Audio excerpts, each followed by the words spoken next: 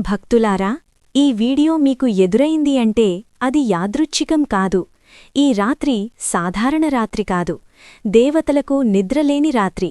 శివుడే మేలుకుని భక్తుల హృదయాలను వినే రాత్రి. అదే మహాశివరాత్రి. ఈ పవిత్ర రాత్రి వెనక ఉన్న పూజా విధానం, మహత్యం, పౌరాణిక కథ అన్నీ ఇప్పుడు శ్రద్ధగా వినండి. ఓం నమః శివాయ. శివుడు ఎవరు? శివుడు రాజు కాదు, సింహాసనం లేదు, బంగారు కిరీటం లేదు. కాని ఆయన దగ్గర ఉంది సత్యం, తపస్సు, కరుణ, నిశ్శబ్ద శక్తి. అడవుల్లో, పర్వతాల్లో, శ్మశానాల్లో ఏకాంతాన్ని ప్రేమించే దేవుడు. అతడే శివుడు. శివుడు దేవుడే కాదు, గురువు, రక్షకుడు, నాశనం చేసి మళ్లీ నిర్మించే శక్తి. అలాంటి శివుణ్ణి హృదయంతో ప్రేమించిన ఒక ఆత్మ ఉంది. ఆమె పేరు సతీ. సతీ రాజకుమార్తె. సుఖసౌఖ్యాల మధ్య పెరిగింది, రాజప్రాసాదాల మధ్య జీవించినా ఆమె మనసు మాత్రం అరణ్యాలలో తపస్సు చేస్తున్న ఒక యోగివైపే లీనమైంది.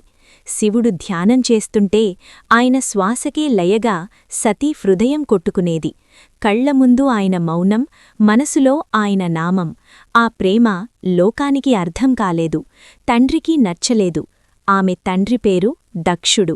అహంకారానికి ప్రతిరూపం. యజ్ఞాలు చేసినవాడు, కాని వినయాన్ని నేర్చుకోనివాడు. అతడన్నాడు, శ్మశానాల్లో తిరిగేవాడా దేవుడు? ఆభరణాలు లేనివాడా అల్లుడు? విభూతి రాసుకునేవాడా పరమేశ్వరుడు? ఈ మాటలు కేవలం అవమానం కాదు, అవి అహంకారానికి పుట్టిన విషబాణాలు. ఈ అహంకారమే మహావినాశనానికి కారణమైంది. దక్షయజ్ఞం. దక్షుడు ఒక మహాయజ్ఞం నిర్వహించాడు. దేవతలందరినీ పిలిచాడు, ఋషులందరినీ ఆహ్వానించాడు. లోకమంతా వచ్చి చేరింది, కాని ఒక్కరినీ పిలవలేదు, పరమశివుణ్ణి. భర్త పేరు కూడా యజ్ఞంలో వినిపించకపోవడం సతీ హృదయాన్ని కలచివేసింది. తండ్రి ఇంటికి వెళుతున్నాను అని చెప్పి సతీ యజ్ఞానికి వెళ్ళింది. అక్కడ ఆమె చూసింది శివుని అవమానం, శివుని నింద, శివుని నిర్లక్ష్యం. సతీ తండ్రిని ప్రశ్నించింది, నా భర్తను ఎందుకు అవమానించారు?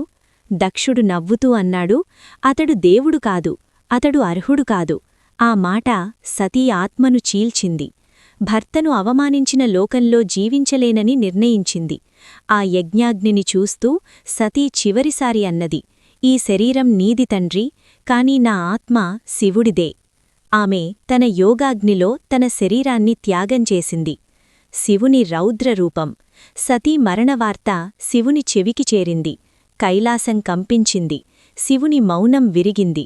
శివుడు సతీ శరీరాన్ని తన భుజాలపై వేసుకుని రౌద్రతాండవం చేశాడు. ఆకాశం వణికింది, భూమి కంపించింది, దిశలు దద్దరిల్లాయి. ఈ లోకం నిలవాలంటే శివుడు శాంతించాలి. అప్పుడు విష్ణువు సుదర్శన చక్రంతో సతీ శరీరాన్ని భాగాలుగా విభజించాడు. ఆ భాగాలు పడిన చోట్లే శక్తిపీఠాలు ఏర్పడ్డాయి. శివుడు శాంతించాడు, కాని లోకానికి ఒక గొప్ప రహస్యమిచ్చాడు.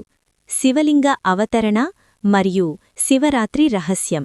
శివుడన్నాడు, నేను రూపం కాదు, నేను లింగం. ఆదిలేని ఆకాశం నేను, అంతంలేని తత్వం నేను. ఆ రాత్రే శివుడు లింగరూపంలో భూలోకంలో స్థిరమయ్యాడు.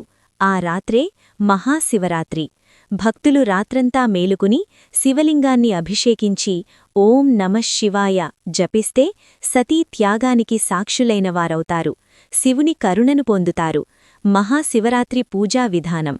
భక్తులారా, ఈరోజు మీరు ఈ మాటలు వింటున్నారంటే అది యాదృచ్ఛికం కాదు, ఇది సాధారణ రోజు కాదు. ఇది శివుడు భక్తుని హృదయాన్ని తాకే రోజు. ఈ రోజు చేసే చిన్న పూజ కూడా 1000 యజ్ఞాల ఫలితాన్నిస్తుంది. అదే మహాశివరాత్రి. పూజకు ముందు శరీర మనస్సిద్ధత. మహాశివరాత్రి రోజున బ్రహ్మముహూర్తంలో లెవ్వాలి. శరీరాన్ని శుభ్రం చెయ్యడానికి స్నానం చెయ్యాలి. స్నానమంటే కేవలం శరీరమే కాదు, మనసు కూడా. స్నానం చేస్తూ ఇలా అనాలి, నా లోపలున్న అశుద్ధతలు నీ కరుణతో తొలగిపోవాలి ప్రభూ. ఈరోజు అబద్ధం మాట్లాడకూడదు, కోపం తెచ్చుకోకూడదు, ఎవరినీ బాధపెట్టకూడదు. ఇది శివునికి అత్యంత ప్రియమైన తపస్సు. లీఫ్ వ్రతనియమాలు వివరణతో. వ్రతం చెయ్యగలిగితే నిర్జల వ్రతం శ్రేష్టం. అది కుదరకపోతే పళ్ళు, పాలు, నీరు మాత్రమే. వ్రతమంటే ఆకలి కాదు, వ్రతమంటే నియమం. ఆహార నియమం కన్నా ఆలోచన నియమం ముఖ్యమైనది. క్యాండిల్ పూజకు కావలసిన సామాగ్రి భావార్థంతో. శివలింగం లేదా శివుడి చిత్రం. నిరాకార సాకార ఐక్యం. నీరు లేదా గంగాజలం జీవానికి ఆధారం.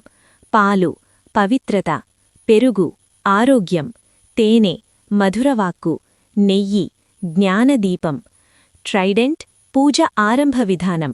పూజ స్థలాన్ని శుభ్రం చేసి దీపం వెలిగించాలి. దీపమంటే శివుణ్ణి వెలిగించడం కాదు, మన లోపల వెలుగు వెలిగించడం.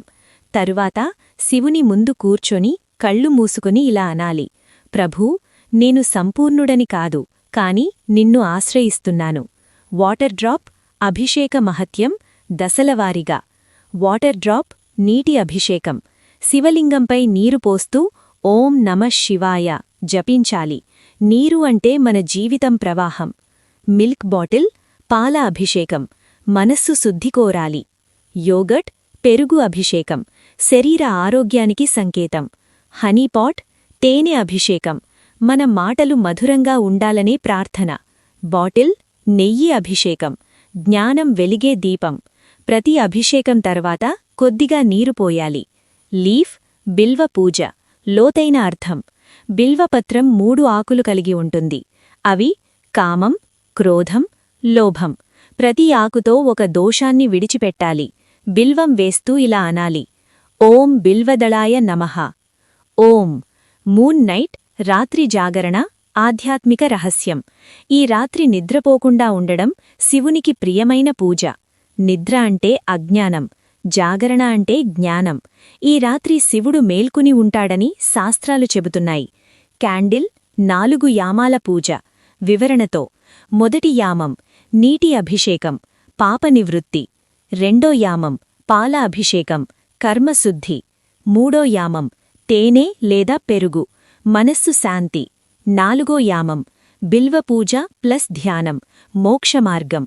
యాపిల్ నైవేద్యం మరియు హారతి. నైవేద్యమంటే మన అహంకారాన్ని అర్పించడం. హారతి అంటే మన జీవితాన్ని సమర్పించడం.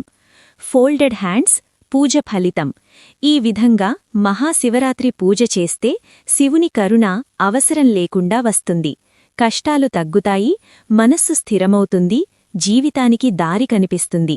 భక్తుడా, శివుడు నీ మాటలు కాదు, నీ మౌనాన్ని వింటాడు. ఈ రాత్రి నీవు నిజంగా శివుణ్ణి తలుచుకుంటే నీ జీవితం మారడం ఖాయం. ఓం నమః శివాయ. హర హర మహాదేవా.